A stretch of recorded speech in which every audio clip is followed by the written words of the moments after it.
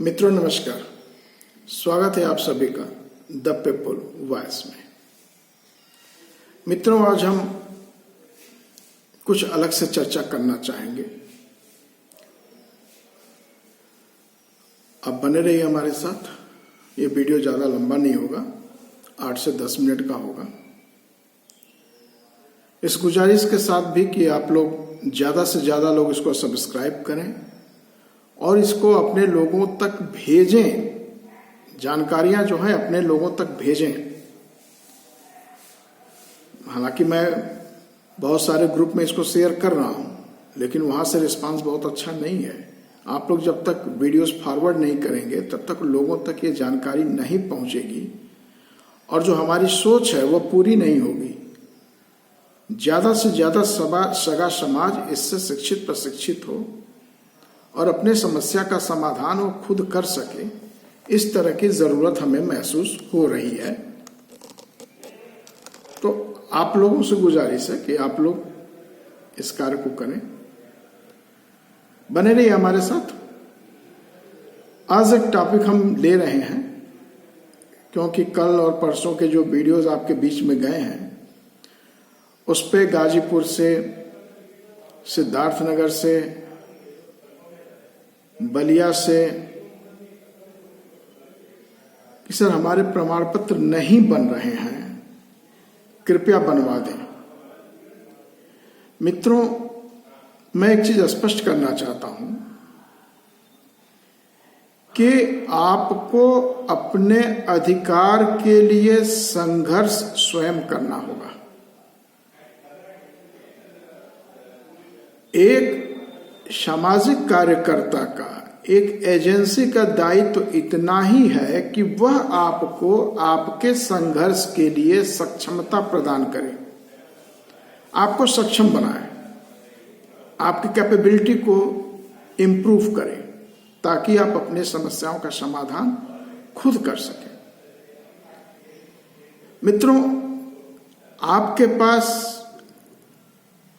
जाति प्रमाण पत्र पाने के लिए जो शासनादेशों में जिक्र है वह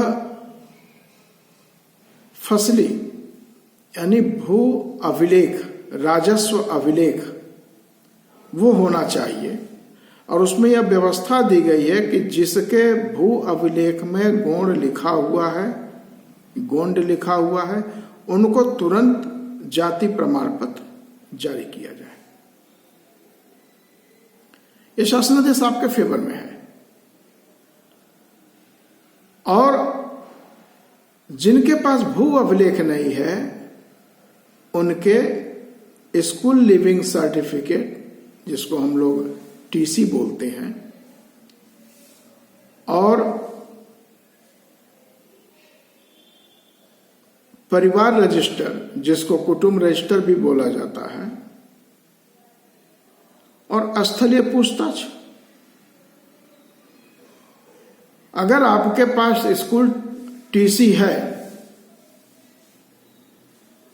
एक चीज आपको यह ध्यान देना होगा कि आपके ये डॉक्यूमेंट जितने पुराने होंगे उतना ही इसको ऑथेंटिक माना जाएगा। अगर राष्ट्रपति के आदेश वर्ष 1950 या उसके पूर्व के हों, फिर उत्तर प्रदेश अनुसूचित जनजाति के लिए जो आदेश हुआ है वो 1967 में हुआ है। SC/ST अमेंडमेंट एक्ट 1976 वो पारित हुआ है 1976 में।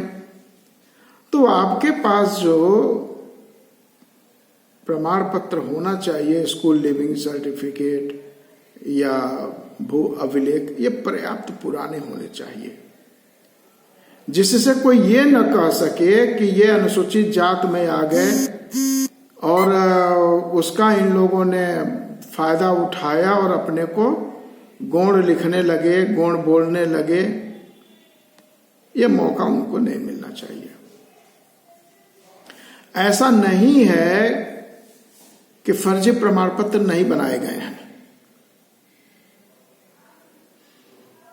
और ऐसा भी नहीं है कि जो वास्तव में नीडी है उसको प्रमाण पत्र मिल गया है।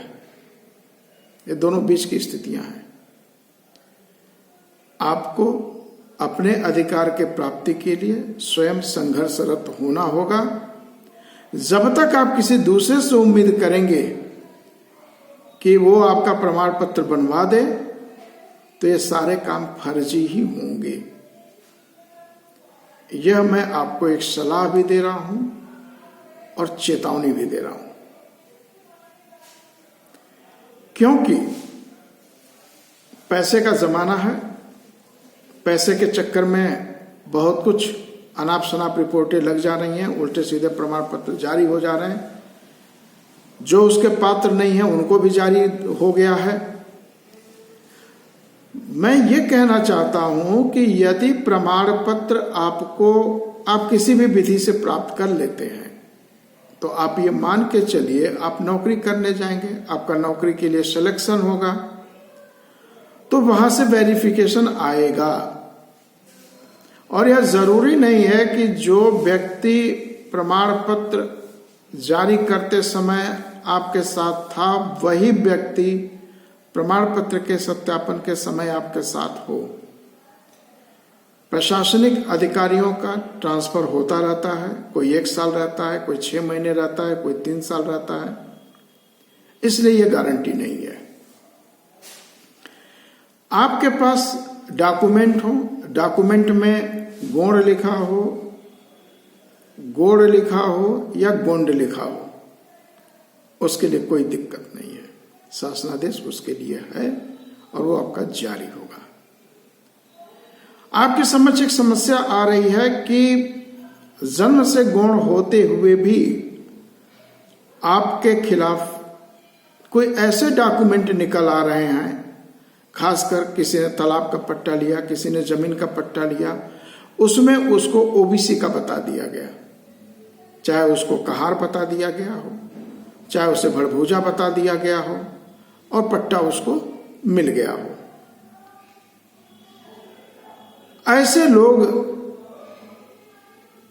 के समक्ष परेशानी है, क्योंकि आपको जो कुछ भी मिलता है उसका रिकॉर्ड लेखपाल के पास रहता है।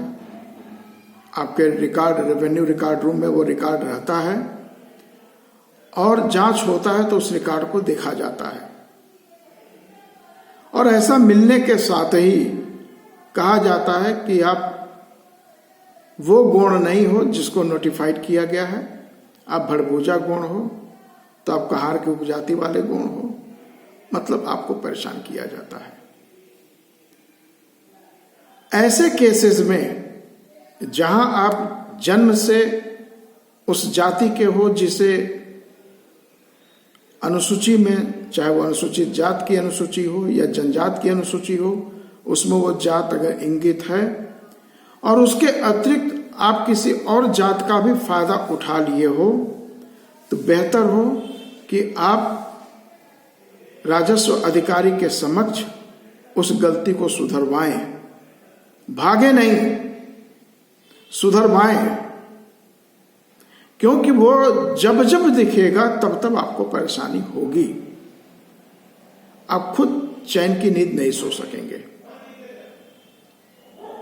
इसलिए मेरी सलाह है कि ऐसे रिकॉर्डों को आप दुरुस्त करा लें। यह बात अलग है कि आप भड़भूजा बनकर या कहार बनकर जमीन का पट्टा लिए हैं, तो वो आपको पल भर के लिए तो कहार सिद्ध करेगी, लेकिन आप जन्म से कहार नहीं है, आपका मुकदमा चलेगा, स्क्रूटनी कमेटी में जाएंगे, क्योंकि आपको प्रमाण पत्र गौण का चाहिए। इस तरह के बनारस मंडल से 4 केस डिसाइड हुए हैं, जिसमें कहा गया है कि रजिस्ट्री पेपर या पट्टे के कागजात ये जन्म से जाति होने का प्रमाण नहीं है, ये बाद में बने हुए हैं। तो क्यों उस पचड़े में पड़ने का, एक लिटिगेशन देखने का, परेशान होने का? आप अपने डॉक्यूमेंटों को दुरुस्त करवाइए। उसके लिए आप सक्षम प्राधिकारी तहसीलदार, एसडीएम, डीएम, मंडलायुक्त, ये प्राधिकारी हैं राजस्व के लिए जो इस कार्य को करते हैं। आपको थ्रू प्रॉपर चैनल चलना होगा। तो ये मोटी मोटी बात है। आप निराश मत होइए, आप संघर्ष करिए। प्रमाण पत्र की जरूरत आपको है, आपको संघर्ष करना होगा। आप अपने डॉक्यूमेंट लीजिए, उस डॉक्यूमेंट को स्कैन करवाइए, ऑनलाइन अप्लाई करिए। Let the tahsildar to reject it, tahsildar को रिजेक्ट करने दीजिए।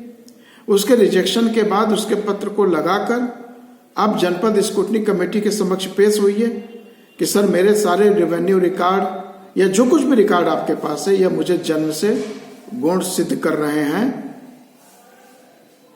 और तहसीलदार महोदय जाति प्रमाण पत्र जारी नहीं कर रहे हैं, इसलिए मैं आपके समक्ष उपस्थित हुआ। जो स्क्रूटनी कमेटी जनपद में गठित हुई है 685 दिनांक 22 फरवरी देख लीजिएगा 2011, उसके तहत आप वहां शिकायत दर्ज करा सकते हैं कि आपको प्रमाण पत्र नहीं मिल रहा है। वो आप ही नहीं, आपकी सभा, महासभा, एक ग्रुप ऑफ पर्सन, एक आप टीम बना लीजिए, उसका एक नाम दे दीजिए, वह भी शिकायत कर सकती है कि सर हमारे सदस्यों को जाति प्रमाण पत्र नहीं जारी हो रहा है, इनके ये डॉक्यूमेंट्स है, अभिलेखी साक्षी ये हैं। आपको लड़ना होगा, भागिए मत। भागना कायरों का काम है और आप कायर नहीं हैं। हिम्मत मत छोड़िए, यह अधिकार लेने का मामला है। अगर आप हिम्मत छोड़ देंगे तो अधिकार नहीं मिलेंगे। आप गौण हैं तो गौण का अधिकार आपको मिलेगा, बशर्ते कि आपके किसी डॉक्यूमेंट में कोई और जाति न लिखी हो। ईमानदारी से आगे आइए, लड़ाई लड़िए। लोग कह रहे हैं कि प्रमाण पत्र नहीं बन रहा, लेकिन वो ये नहीं कह रहे कि कारण क्या है। मैं क्या आपकी मदद करूंगा? मैं मदद करने के लिए ये वीडियो आपको जारी कर रहा हूं।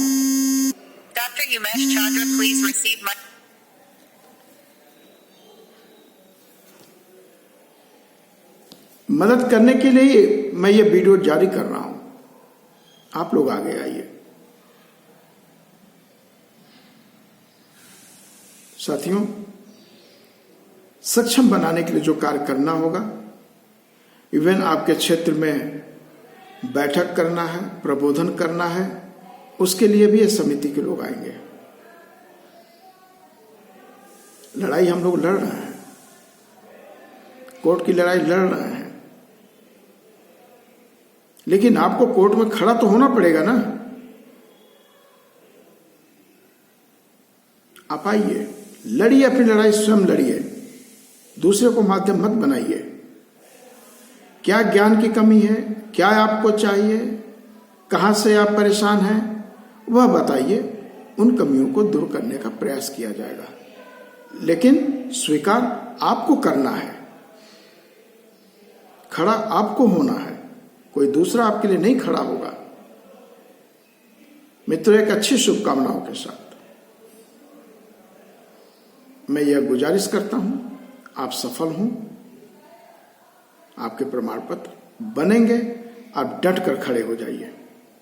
जय भारत, जय संविधान।